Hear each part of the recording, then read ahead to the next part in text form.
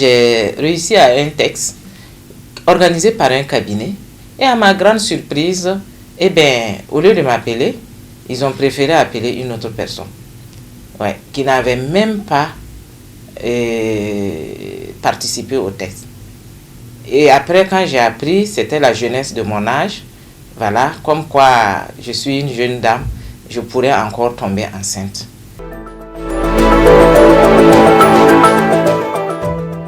D'abord, je suis sociologue de formation. Il faut dire que c'est depuis déjà l'université que la question de la femme était une priorité pour moi. Déjà, mon thème de mémoire portait sur la migration des jeunes filles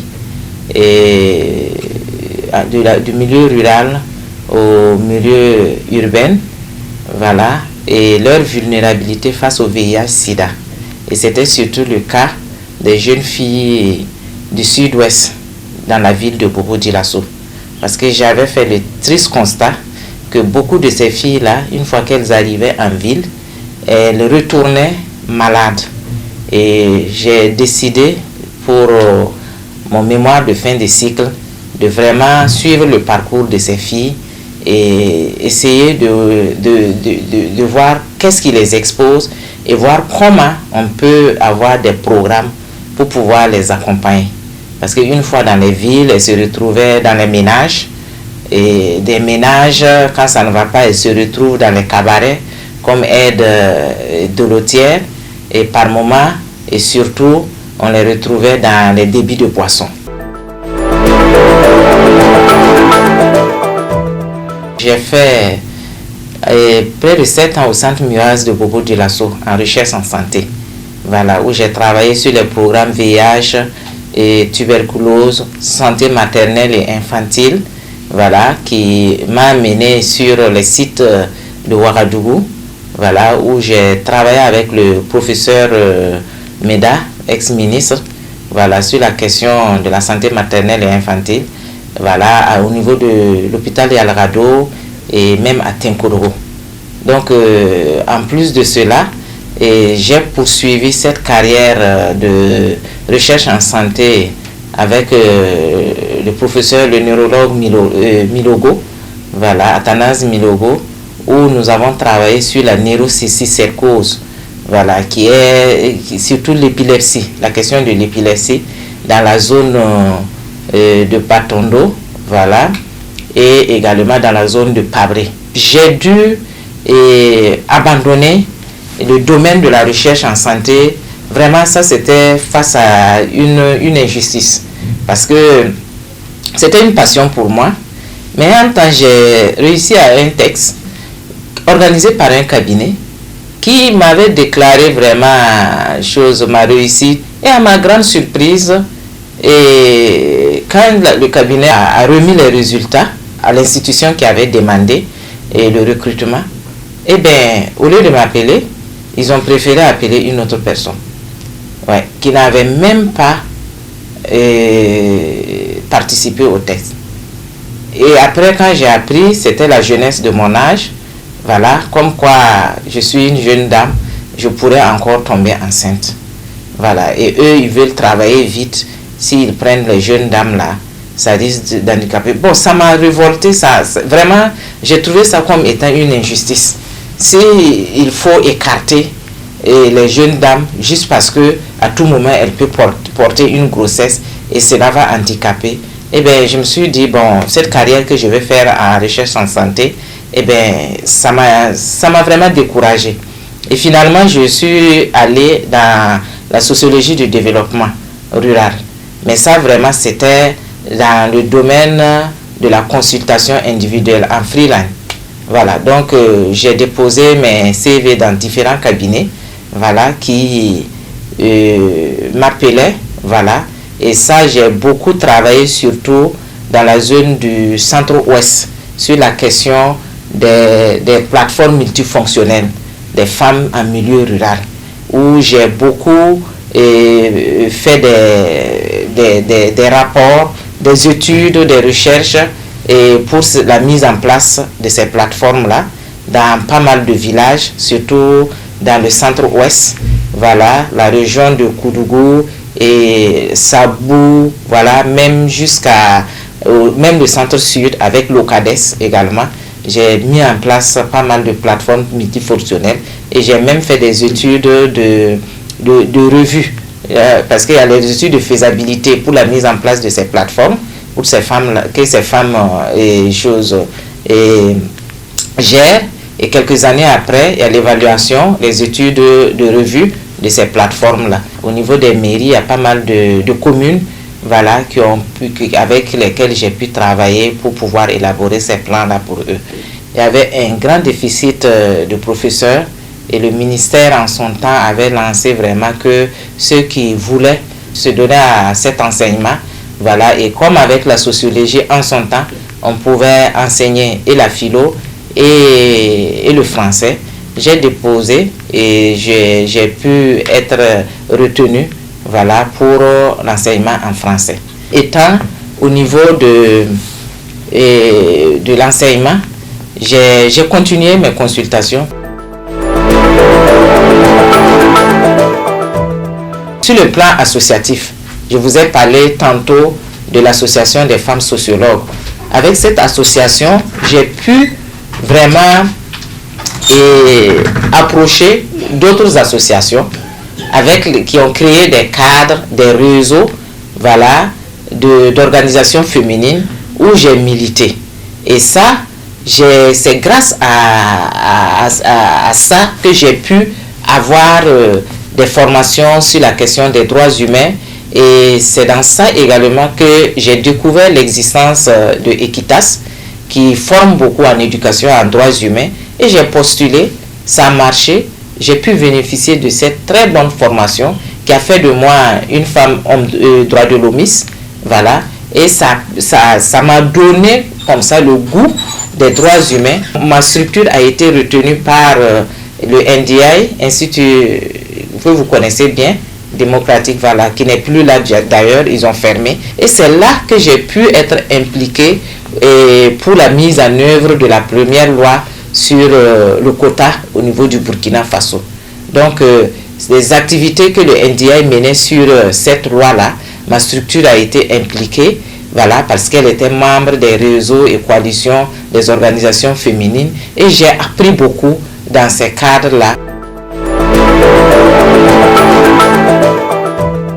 Quand je suis arrivée, ce qui a m'a beaucoup touché, c'était le fait que les jeunes filles ne finissaient pas leur cursus au niveau du secondaire. On les perdait beaucoup. Au niveau du primaire, quand on regardait les statistiques, c'était pratiquement à égalité. Il y a des moments même, on a plus de filles dans les écoles primaires. Mais une fois au lycée, quand je regarde le nombre de filles au fur et à mesure qu'on monte, jusqu'en terminale, ça ne fait que baisser. Ça m'a beaucoup tiqué.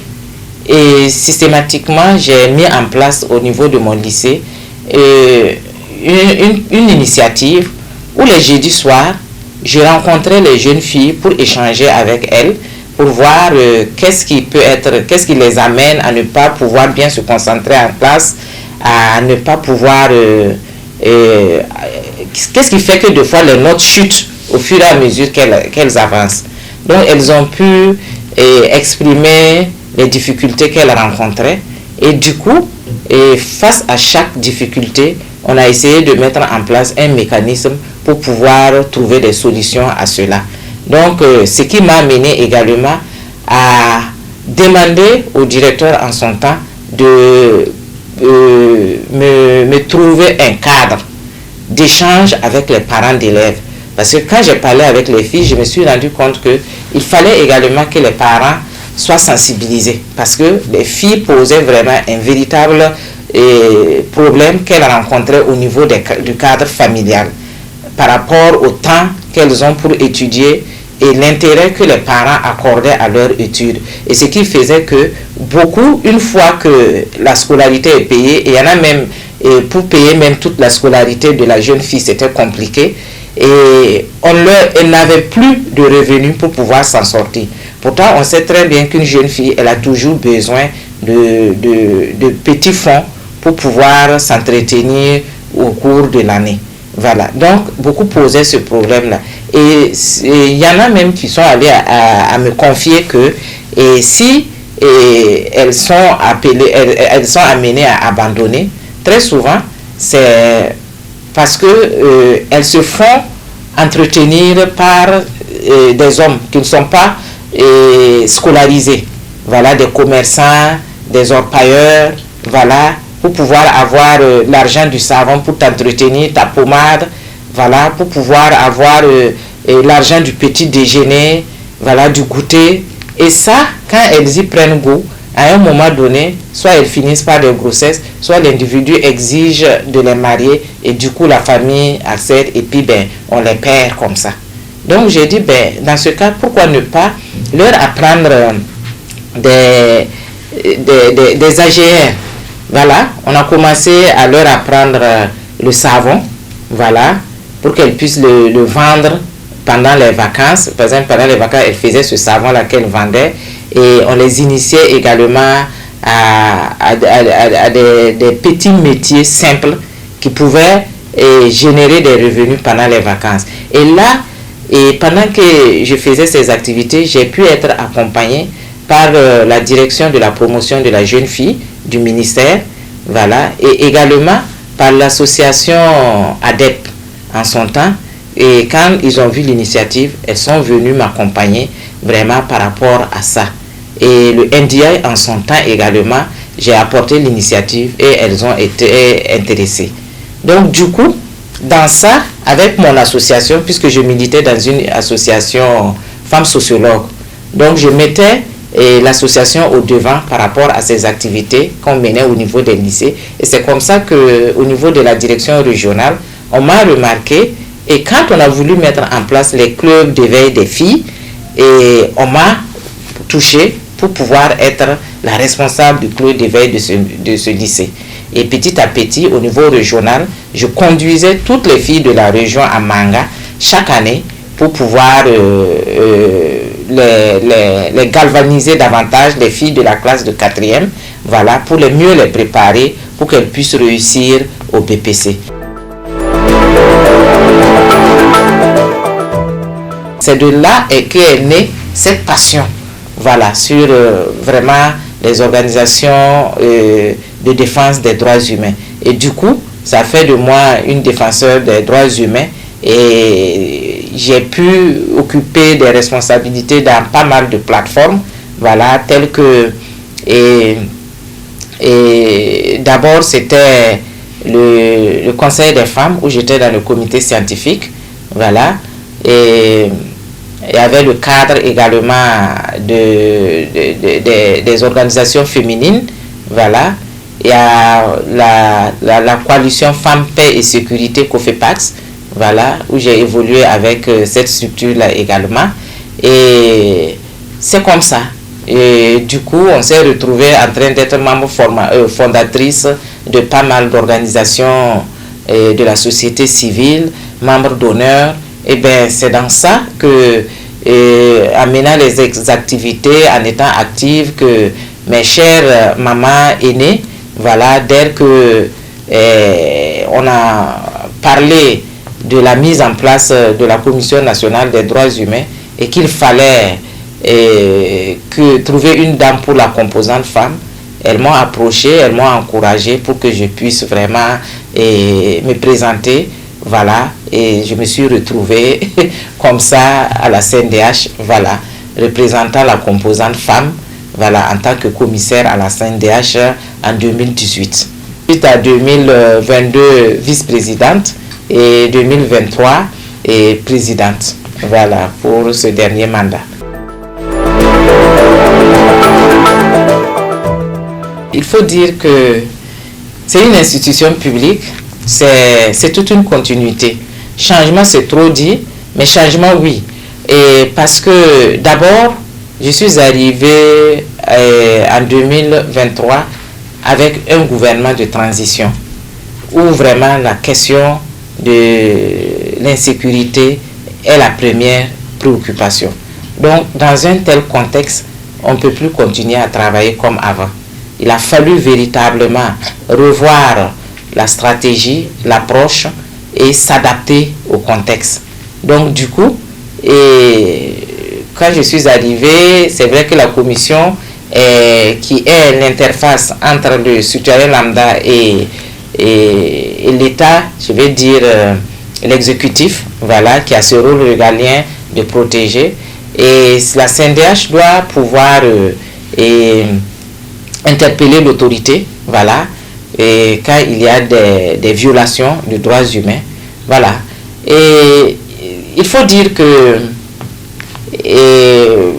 avec mon mandat, c'est plutôt le mandat de conseil qui est mis en exergue.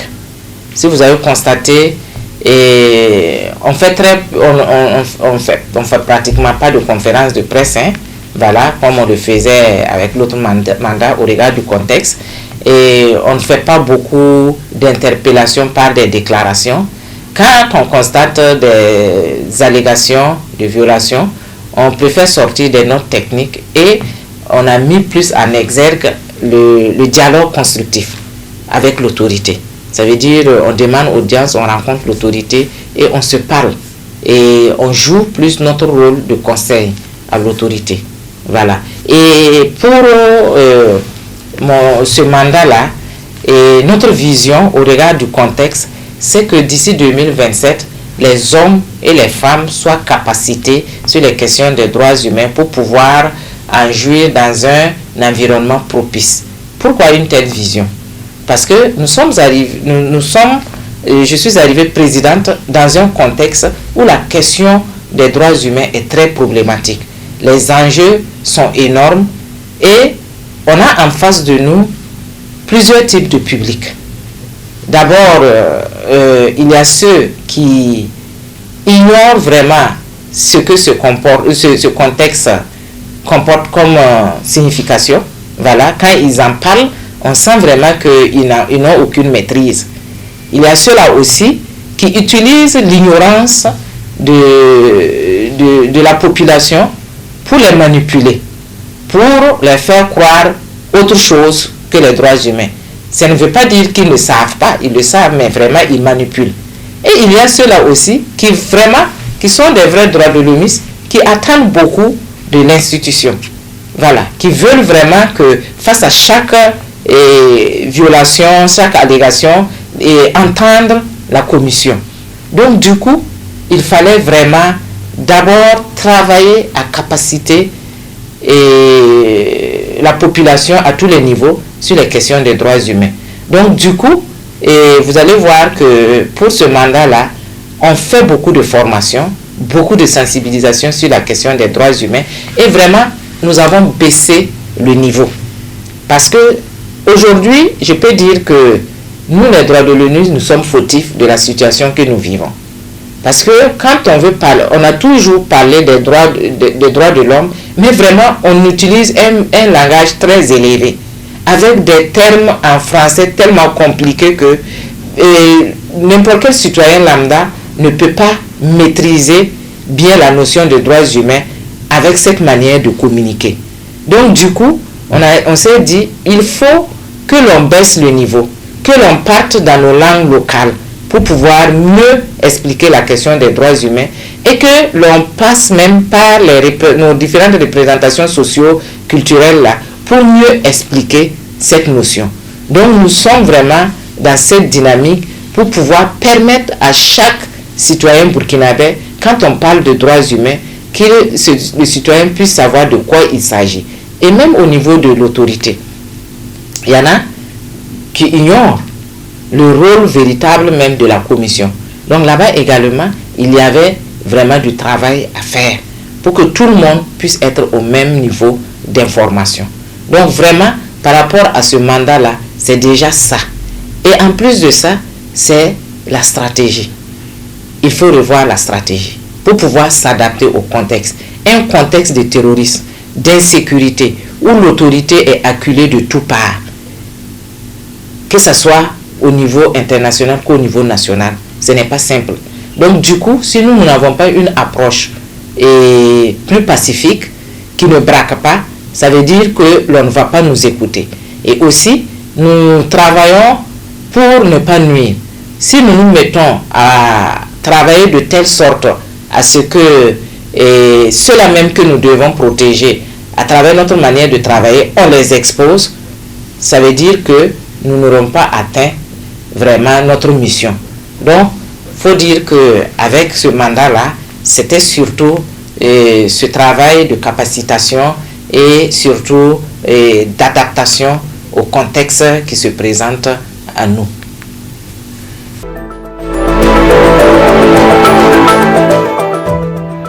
Peut-être, avant de vous parler de la cérémonie, vous dire qu'est-ce que c'est que ce prix, d'abord.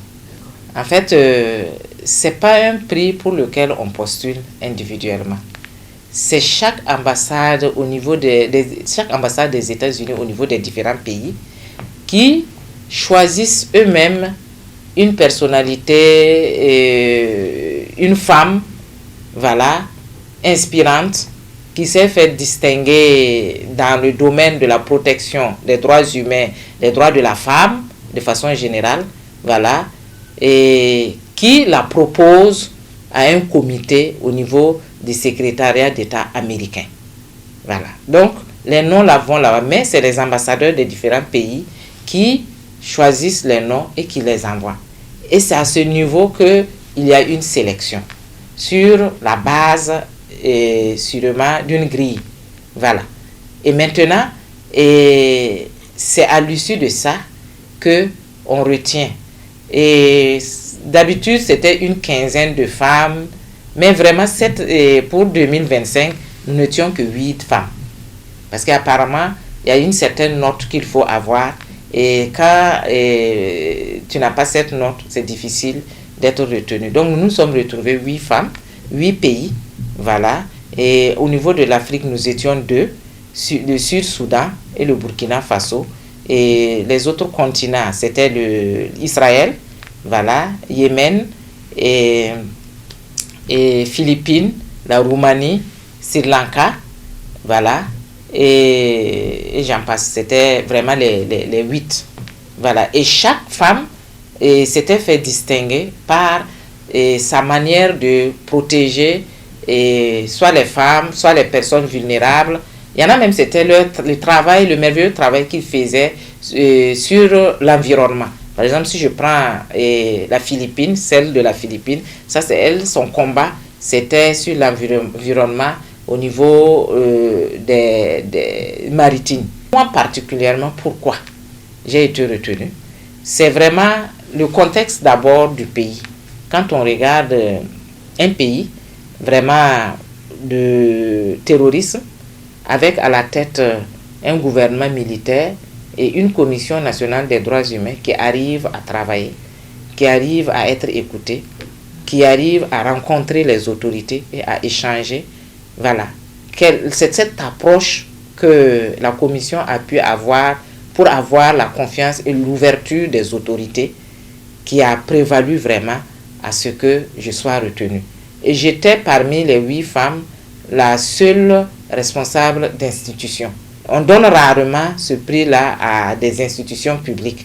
Je dois être la deuxième. Il y a eu une année où il y avait une présidente du Conseil constitutionnel, voilà, qui a été retenue d'un pays africain. Mais quand au niveau aussi de la direction ou de la gestion d'une institution, on se fait remarquer d'une certaine manière et qu'on trouve qu'on est inspirant, on peut obtenir ce prix. Donc voici ce qui a prévalu. Et je profite vraiment de votre micro pour exprimer toute ma gratitude aux autorités, à son Excellence le président du Faso, le capitaine Ibrahim Traoré, qui vraiment m'a permis de pouvoir mener mon travail en toute quiétude et a permis vraiment cette ouverture, et c'est ce qui a prévalu. Voilà, que j'obtienne ce prix, voilà, que je dédie à tout le peuple burkinabé. Donc merci de m'avoir accompagné, d'avoir facilité le travail de la CNDH. D'abord, ce qui m'a beaucoup impacté, on ne nous a pas fait venir à Washington pour prendre seulement un prix. On a profité de ce prix pour nous former, nos capacités dans plusieurs domaines. Et nous avons vu encore nos compétences augmenter à travers ce prix. Voilà. Donc, avant même que nous ayons ce prix-là, on a eu pas mal de formations sur la question du leadership, du management, même comment échanger face aux médias. Puisque immédiatement après ce prix-là, on a été acculé par les médias, chacun voulait arracher un mot des lauréats, voilà, tout ça. Même toute cette posture qu'il faut avoir face aux médias, comment il faut le voir, et même le stress, parce que nous étions des femmes, on sait que le combat que nous menons, c'est un combat à grand défi, qui entraîne beaucoup de pression. Même sur le stress, nous avons été formés. Donc, en plus de ce prix, on nous a capacité. Et les émotions, c'est ça. Être sur le plan mondial, lauréate, 8 dames, et le prix se remet dans un grand État comme les États-Unis, et c'est la First Lady, la première dame, qui vous donne ce prix. Il y a de quoi vraiment être dans beaucoup d'émotions. Mais bon, on a eu le temps de travailler toutes ces émotions bien avant la cérémonie, voilà, pour qu'on soit stable, voilà, serein le jour-là.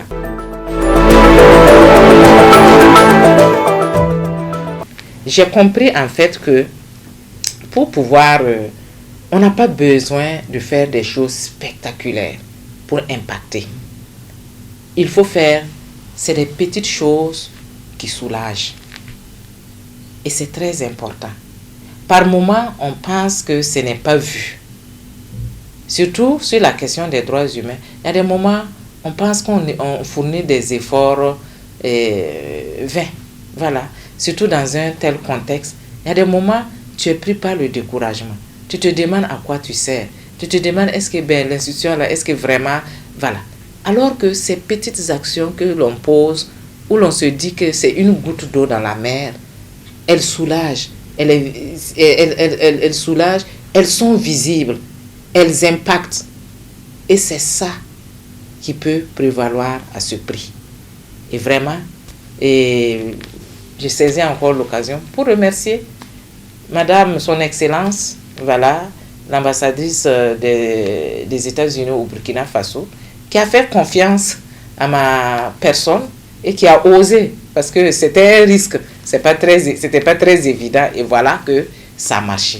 Eh bien, je suis la deuxième au niveau du Burkina, hein, voilà, parce que en 2020, voilà, il y a eu une Burkinabé également qui a eu ce prix-là. Malheureusement, elle n'a pas eu la même visibilité. Il n'y a pas eu cette même visibilité parce que le coronavirus est venu trouver cette période de la cérémonie.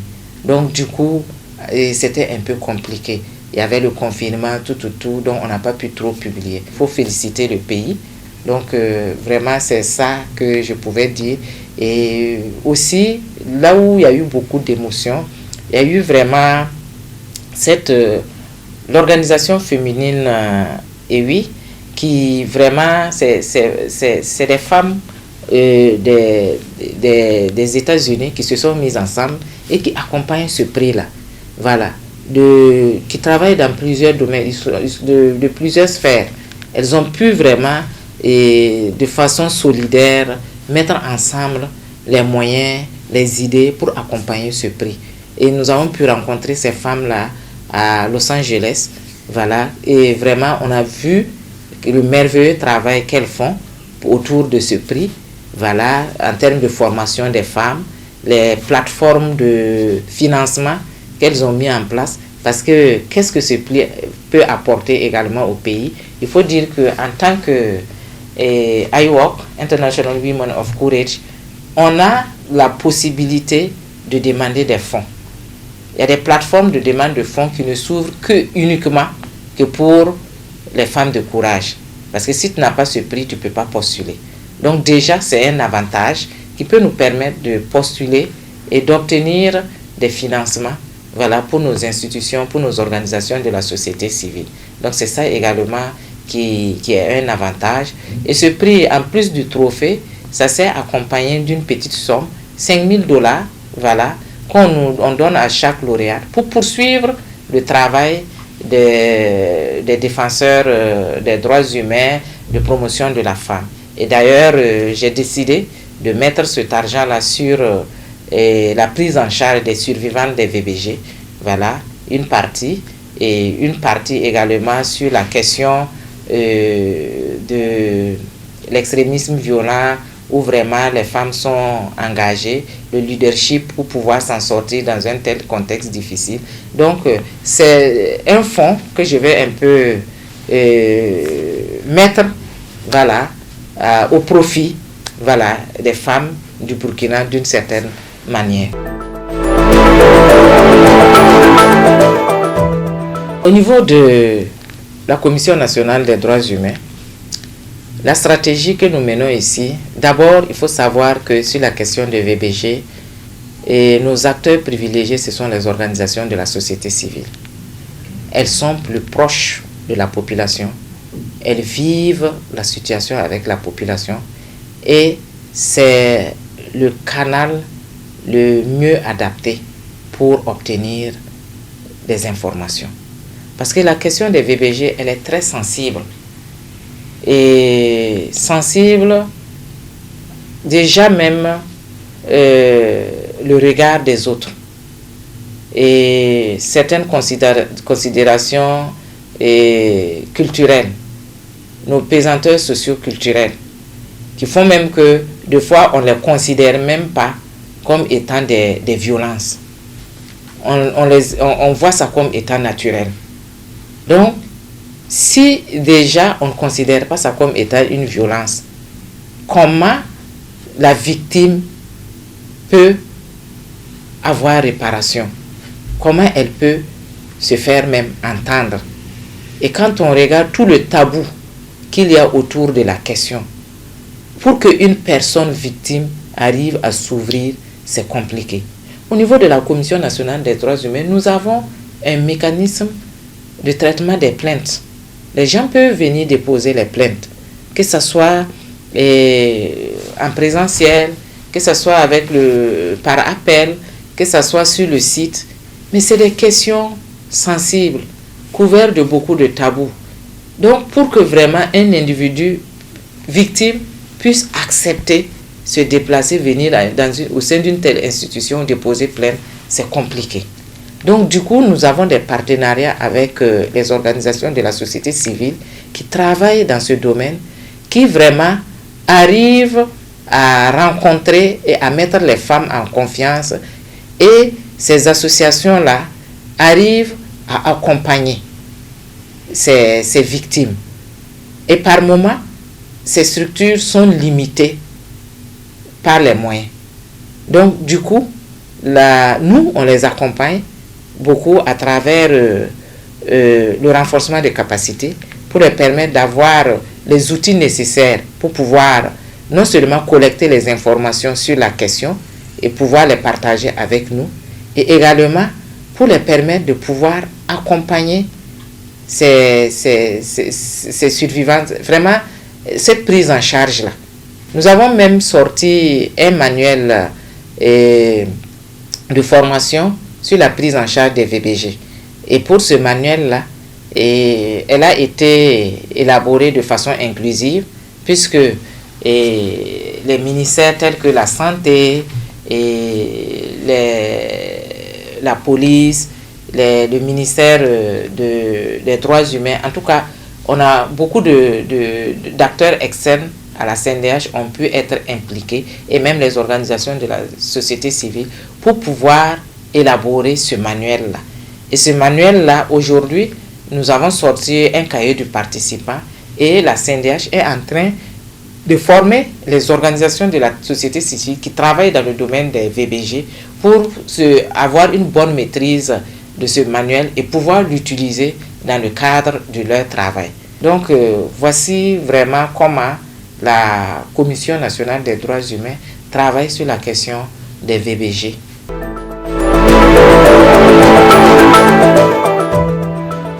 Oui, et la Commission nationale des droits humains mène des monitorings droits humains dans plusieurs domaines. Et les personnes déplacées internes sont des cibles privilégiées parce qu'au regard de leur vulnérabilité. Donc, nous menons des monitorings sur les sites, voilà, de ces personnes déplacées internes. Et quand nous allons sur ces sites, les enfants, les mineurs, la jeune fille, ce sont des acteurs très vulnérables sur ces sites que nous observons avec beaucoup de sérieux. Donc, quand nous allons faire ces monitorings, et dans notre procédure de monitoring, ce sont des cibles vraiment vulnérables sur lesquelles on mène une observation plus pointue pour pouvoir mieux cerner les difficultés de ces jeunes filles, de ces mineurs, de ces enfants. Voilà. Et nos monitorings sont assortis de rapports et de recommandations que nous transmettons au niveau du ministère des Actions humanitaires pour qu'ils puissent porter des solutions par rapport aux différentes situations que nous constatons sur ces sites-là. Donc, au-delà même des sites de déplacés internes, nous avons les lieux de privation de liberté. Quand nous allons là-bas également, les enfants, les mineurs, la jeune fille, voilà, on a un regard particulier sur cette cible-là. Voilà. Donc, voici en gros ce que l'on fait dans ce domaine.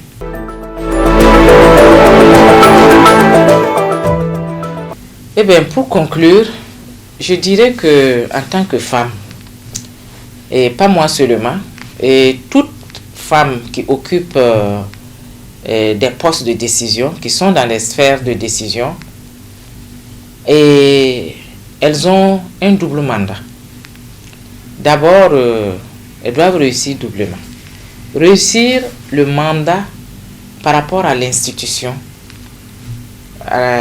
qu'elles coiffent, le mandat de l'institution, mais réussir encore en tant que femme pour pouvoir permettre à des femmes d'occuper ces postes de responsabilité. Nous n'avons pas droit à l'échec parce que c'est ce que nous allons pouvoir faire et réussir là qui va mettre le pays en confiance, l'État en confiance et les amener à toujours mettre des femmes à des sphères de décision. Donc c'est très important. Et ça, c'est vraiment une interpellation que je vais faire au niveau des femmes. Et cette réussite-là, ça ne dépend pas que de nous. Oui, nous avons besoin du soutien et de l'accompagnement de toutes les femmes pour pouvoir relever ce défi. Et quand une femme est à ce poste, elle doit être sérieusement accompagnée par les femmes. D'abord, elle-même, elle doit être dans une posture d'ouverture. Et quand je dis ouverture, elle doit s'armer de beaucoup d'humilité pour pouvoir aller en quête de compétences et de connaissances. Parce que vous voyez les postes de responsabilité, là, il n'y a pas une école où on part pour être ministre, pour être président d'institution. Il n'y en a pas. On te nomme là et c'est sur le tas que tu dois te débrouiller. Et la qualité de la réussite de ton mandat là, ça dépend du degré de ton humilité. Parce qu'il faut accepter que tu as des limites et aller vers les autres pour te faire accompagner. Aller demander le coaching et le mentorat de ceux qui sont déjà passés par ce poste. Demander l'accompagnement de tes sœurs femmes. Voilà. Pour qu'elles puissent à tout moment où elles ont l'occasion faire un plaidoyer pour ton institution. Pour que tu puisses réussir ta mission. Ça, c'est déjà les femmes qui occupent ces postes. Et de deux, celles qui nous regardent, elles doivent être suffisamment ouvertes quand on va vers elles pour nous accompagner. Elles doivent être à mesure de toujours faire le plaidoyer pour notre institution, pour que nous puissions atteindre nos objectifs. Elles doivent accepter qu'on se serre les coudes, qu'on soit solidaire, qu'on s'accompagne mutuellement. Parce que notre échec, c'est leur fermer la porte. Notre réussite, c'est leur ouvrir la porte. Donc, on n'a pas à se marcher dessus. On a tout simplement à s'accompagner pour que le nombre des femmes au niveau des postes de responsabilité puisse s'augmenter. Donc, vraiment, c'est ce message que j'avais en tant que femme à donner à mes sœurs femmes qui occupent des postes de responsabilité et à celles qui n'occupent pas, mais qui nous regardent et qui ont le devoir, je dis devoir, de nous accompagner, de nous aider à réussir notre mission. Et enfin, je ne saurais terminer sans vous dire merci pour cette opportunité que vous me donnez, non seulement pour me faire connaître en tant que femme, et de deux, de présenter la manière dont l'institution travaille, le fait d'expliquer la posture que nous avons présentement, la stratégie dans laquelle nous travaillons avec l'autorité actuellement. Ça va permettre à beaucoup de gens de comprendre que nous sommes là, nous travaillons, mais aujourd'hui, il faut plus travailler dans l'ombre si tu veux des résultats. Donc, laissons toujours ceux qui sont à la tête au niveau de l'exécutif, voilà, poser les actions, et travaillons en arrière-plan pour essayer de soulager la population. Donc, c'est cette opportunité que vous me donnez et je vous dis vraiment merci par rapport à cela et vraiment que Dieu bénisse notre pays et que vivement nous puissions sortir de cette insécurité pour pouvoir vraiment vivre et atteindre le développement qu'on a toujours souhaité, voilà, et pour nos pays africains. Merci.